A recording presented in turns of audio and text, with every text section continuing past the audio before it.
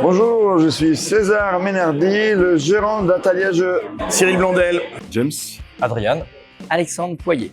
Bonjour, je m'appelle Florent Toscano. Etienne Espreman, chez Geek Attitude Games. Cola Melé. Salut, je m'appelle Jérôme. Yves Charamel Le Nain. Salut, je m'appelle Stéphane Escapa. Je suis Hicham, directeur de Studio H, éditeur de jeux de société qui dépend du groupe Hachette.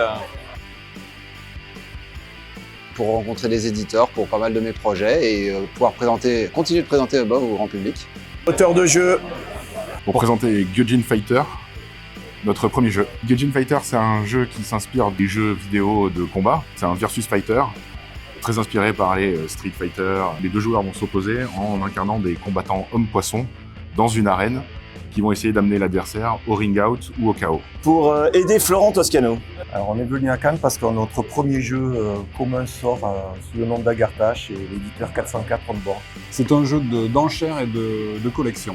Je suis là pour présenter Ça Suffit, qui sort le 9 avril en boutique. Je suis venu faire du rameur. Avant je faisais de l'aviron et maintenant je suis passé au rameur en fait. Cardzol. Mon prochain jeu s'appellera Sagascade et il est édité chez le projet Cartillion. Là, on a Oriflamme Alliance qui vient d'arriver là sur le salon. Très prochainement, on va voir la deuxième boîte de Suspect avec 3 nouvelles aventures de Claire Harper. Pour l'instant, non, mais une extension possible, on va savoir. C'est des Cardzol. En fait, voilà, dans les prochains jeux, c'est plusieurs Cardzol. Le prochain jeu, ça s'appelle Expo 58. C'est un jeu d'aller en banque. C'est un jeu de gestion expert avec une mécanique de deck building comme ça. Zik 2022 remis à jour. Changement de look, réactualisation des chansons. Il y a Gutenberg, il y a Etheria, il y a Crétensé, Skytopia, il y en a plein, Crash Octopus.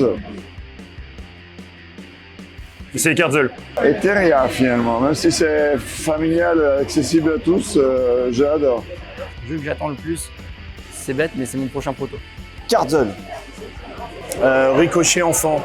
Le jeu que j'attends le plus, c'est la réédition du mien, Bruxelles 1893, comme vous dites en France, et qui ressort l'année prochaine avec l'extension. Alors c'est un jeu que j'avais vu sur Instagram et que j'ai vu là au festival qui s'appelle Ice. Moi j'adore les jeux dans les univers gelés et du coup j'ai très hâte de pouvoir y jouer. Tête de linotte. C'était Expédition El Altiplano, un super jeu à 2, voilà, toujours disponible aux éditions Matago. Le premier jeu que j'ai fait, c'est Pom Pom. C'est un labyrinthe chez Cocktail Games. C'était Bruxelles 1893, il y a 10 ans, et il a gagné l'As d'Or en 2014 ici à Cannes. Et bien c'est celui-ci, c'est Above, voilà, tout simplement. J'avais auto-édité un jeu qui s'appelait Racing en 2010, auto-édition dans toute sa splendeur, donc un jeu moche avec plein d'erreurs. Ça a été bien pour faire de l'expérience, mais mine de rien, dans le jeu il y avait des trucs bons. Et on va le ressortir dans une autre thématique qui finalement n'a presque plus rien à voir avec l'ancien, sous le nom d'Explora, probablement fin d'année.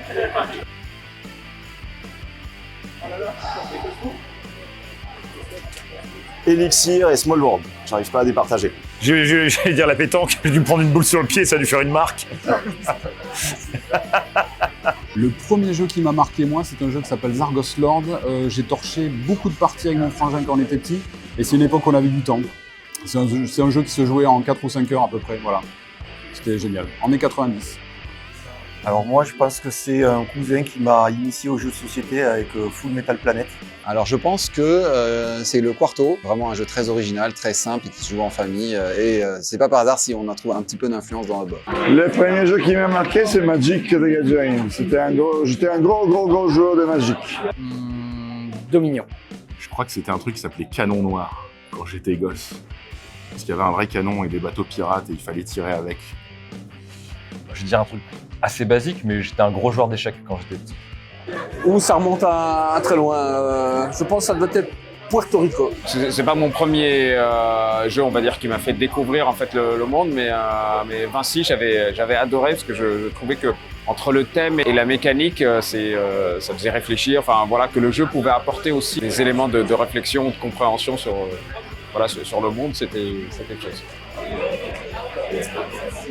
Catan.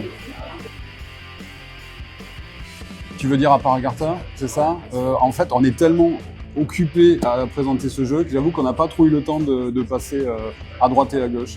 Non, malheureusement, je n'ai pas pu beaucoup m'intéresser à ce que font les autres parce que je suis tout le temps pris sur le stand, donc non, désolé. Oui, j'ai découvert un petit jeu chinois, tout simple. Il faudra peut-être refaire la couverture parce que je la trouve toute moche, mais à tester, mais personnellement ça m'a bien intrigué. Complice de Old Chap. Je connaissais pas les Subterra et j'ai vu avec la suite que c'est vraiment un univers qui me parle et j'ai aussi une belle découverte pour moi. Non, j'ai rien de spécial. Non, si tout le monde était super content de se voir, ça m'a étonné. Je faisais même des checks comme ça, des gens que je connaissais pas. Bon, le gardien, il a pas trop apprécié. Malheureusement, pas trop, puisque moi je suis plutôt au stand et puis après dans des rendez-vous, donc je suis pas trop allé jouer. Les découvertes, ça sera après, avec ceux qui sont allés en exploration. Oui, j'ai découvert qu'à chaque fois qu'on ferme les portes parce qu'on a froid, la sécurité rouvre systématiquement les portes. Et c'est en fait, je pense qu'on a découvert le monde perpétuel à Cannes. Et c'est quand même une avancée majeure pour l'humanité. C'est un truc sans fin. La réaction des gens au off. Soirée fromage, vin, Black Rock. Quand j'ai gagné l'As d'or, il y a 10 ans. Alors pour moi, c'est le contact et l'accueil du jeu avec le public, ça c'est une première chose. Et puis aussi le contact avec tous les professionnels, les éditeurs, les collègues, etc. Ouais, c'est ça, ce qui est génial, c'est rencontrer les gens enfin. Tu copines avec des gens virtuellement, sur Insta, sur Facebook, et enfin tu les vois et tu te serres dans les bras. Tu te dis, mais en fait, tu es là en vrai, c'est génial. L'As d'or de Nondarena, certainement. J'étais avec un éditeur, je présentais un jeu narratif où on n'avait pas énormément testé le mode de joueur et du coup j'étais un peu stressé. On s'est raconté une très très belle histoire, ça a été un très très beau moment, donc beau souvenir. Pas un en particulier, mais en général c'est toujours un bon souvenir d'être à Cannes. Donc, Mon meilleur souvenir, c'est il y a 3 ans quand tu nous as dévoilé ton super pouvoir. C'est quand même ça. Oui, non, de mon meilleur souvenir à Cannes, parce que j'ai l'accent qui ressort là. En fait, Mon meilleur souvenir à Cannes, c'est de voir Florent Toscano à genoux, plié en deux, en train de pleurer de rire. mon meilleur souvenir à Cannes, c'est qu'on a découvert le super pouvoir d'un copain en fait, qui est Stéphane Escapa, le célèbre rigoleur, qu'on connaît pour ça en fait. On a passé 3 quarts d'heure ce jour-là mémorable et voilà, c'est lui en fait. C'est lui. Et en fait, on savait pas. Hop, voilà, super pouvoir. Et en fait, on savait pas qu'il avait un super pouvoir. Et rapproche-toi, super pouvoir. Voilà. Parce que je pense qu'il faut que le monde profite de ça. Alors, il faut quand même que vous sachiez l'anecdote, que son super pouvoir, c'est d'avoir ce super rire. Un jour, récemment, au dernier Essonne, pendant que Stéphane dédicaçait Cosmopolite, il y a un couple qui passe devant le stand et qui dit à sa nana, le gars il dit à sa nana « Ah putain, regarde, c'est lui qui rigole !» Et voilà. 75 jeux une carrière de 75 jeux résumée par le fait que le mec, c'est lui qui rigole. Du coup, c'est mon meilleur souvenir de Cannes. Je pense que c'est encore Love Letter. Ça doit être Catan ou Paléo. je pense que c'est Oriflamme. C'est ce qui prend. Alors moi, il n'y a pas de problème, en famille à Winfrey. Je saurais même pas répondre parce qu'en fait, les jeux, j'aime tellement l'expérience de jeu qu'en fait, il n'y a pas vraiment de jeu auquel j'ai beaucoup joué. J'aime jouer à beaucoup de jeux tout le temps et tester de nouveaux jeux.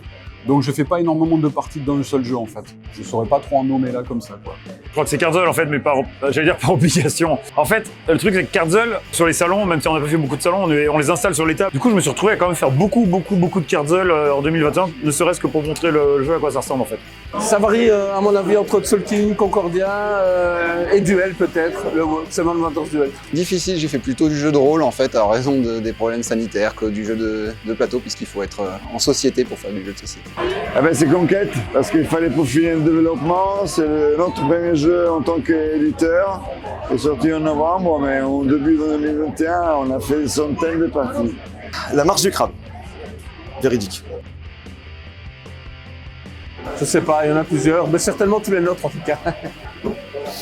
Cosmopolite, depuis 3 ans.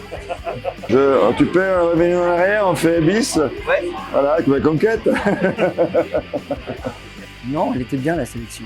Tous ceux qui sont pas nommés, mais il y a tellement de jeux qui sont bien, j'en sais rien. Ouais, Cosmopolite. Je trouve que ça fait 3 ans que Cosmopolite aurait dû être nommé à l'As d'or. On y croit pour 2023. Moi, j'y crois encore pour 2023. Non, en fait, en vrai, je trouve la sélection plutôt cool. Moi, ça m'allait plutôt bien, en vrai. Il n'y a pas de jeu qui manque, puisque moi-même étant rennais, je suis très content qu'il y avait Carte Aventura et j'aurais aimé qu'il gagne. Moi j'adore Seven Wonders Architect, donc je suis un peu omnubilé dessus. C'est un jeu génial pour faire découvrir le jeu aux non-joueurs. Donc je suis... non, peut-être pour un party game, allez. Je ne rentrerai pas dans ce débat. Ce que j'ai tendance à dire, c'est que peut-être qu'il y a certaines règles qui mériteraient d'être clarifiées. On va dire il y a certains jeux qui peuvent ne pas s'y trouver, peut-être pour des raisons objectives. À ce moment-là, effectivement, il faudrait peut-être que le jury clarifie pour voilà, que ça soit plus compréhensible par tout le monde, quoi. Ça se complique. Disons que Cosmopolite aurait pu. Alors, le jeu, parce que c'est quand même quelqu'un avec lequel. C'est quand même quelque chose avec lequel on s'amuse, qui n'a jamais eu les heures et qui l'a mérité. C'est sans doute Mathieu Despnous, quand même. En tout cas, moi, je trouve que c'est un chouette jeu. Zargos Lord. Le jeu qui aurait dû avoir l'As d'or. Un jeu que j'ai illustré quand même, merde, ça fait un moment que j'attends. Dominion. Tous les ans, il y en a qui pourraient le mériter. Parfois, on en a retrouvé au Spiel, où aux As d'or, c'était passé un peu perçu. Après, c'est aussi les goûts du jury, et ça peut dépendre de l'année, et puis c'est pas une science exacte. Toujours pour prochain dans ma paroisse, je dirais Magic Maze. Au moins, il aurait été dû être nominé, à mon avis. Tout le monde est sympa au Fige. À peu près tous les gens qui sont passés au stand. Hein. Une petite dame qui était bien sympa, là, avec une petite chemise verte. Mathieu Despnous. Nico. J'ai envie de dire la même chose. Ouais. J'ai le droit de faire la lèche. Sébastien Rost. C'est moi. Moi, j'ai toujours adoré Martin Wittberg et j'ai beaucoup apprécié le voir sur scène. Ça serait horrible. Thierry, allez, hommage dédicace au commercial BlackRock. Tout le monde est emmerdant. Non, c'est pas vrai, tout le monde est sympa, je trouve. Sauf... attends, j'ai fait une méga liste. Je sais plus où elle est. Non, mais globalement, il y a eu... tout le monde est... Enfin, quelle est la personne la plus sympa? Qui c'est qui est super sympa? La pharmacienne. Il y a une pharmacienne qui est particulièrement sympa, ouais. Mais elle est pas sur le Fige. Donc du coup, ça marche pas. Non, c'est la crêpière. Ah ben, elle est pas sur Fige non plus. Après moi, et aussi la plus modeste, je dirais Marion Lacombe. Chez moi, il n'y a pas beaucoup de monde quand même. Moins de monde qu'en 2020. Il y a moins de monde en 2020 parce que j'étais pas là déjà, donc ça fait un. Et 2021, je crois que j'étais là par contre, donc plus de monde. J'étais le seul. J'ai pas compris, c'était fermé.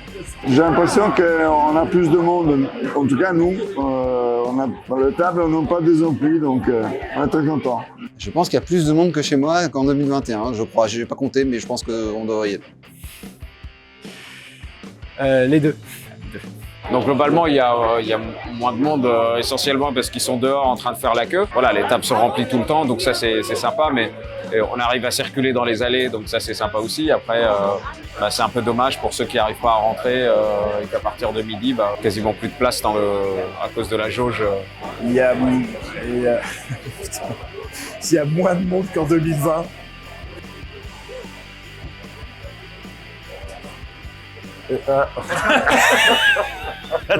Ah, les deux. C'est ça, hein? Ouais. Non, il y a plus. Non, enfin non, on a eu plus de monde qu'en 2020. En tout cas, c'est sûr. Non, on a eu moins de monde, pardon. C'est trop compliqué les questions. Vachement réfléchir. Non, on a eu moins de monde qu'en 2020, mais en 2020, il y a la sortie de Cosmopolite et c'était un peu la folie. Donc, on a eu beaucoup de monde, on a été plein tout le temps, mais ça ne débordait pas. Je vous remercie. Voilà. Mon Merci de nous avoir interviewé, merci pour ce contact, c'est sympa. Merci à vous. Merci. Bleu. Coucou. Rendez-vous l'année prochaine au Fige. Venez nous voir dans les festivals, renseignez-vous sur atelier-jeu.com, Facebook et tout ça, Instagram. On a plein de nouveautés à venir concocter pour vous. Merci pour cette interview, merci à vous et bon salon. Jupe. Oui. Mot.